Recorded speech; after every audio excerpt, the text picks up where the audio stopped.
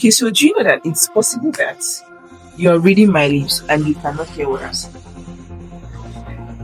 Okay, so that's one of the hearing problems that I know. In some cases, it could be that you've tampered with your eardrums and it could be the cause of your hearing problem. In some cases, some people were born with hearing problems.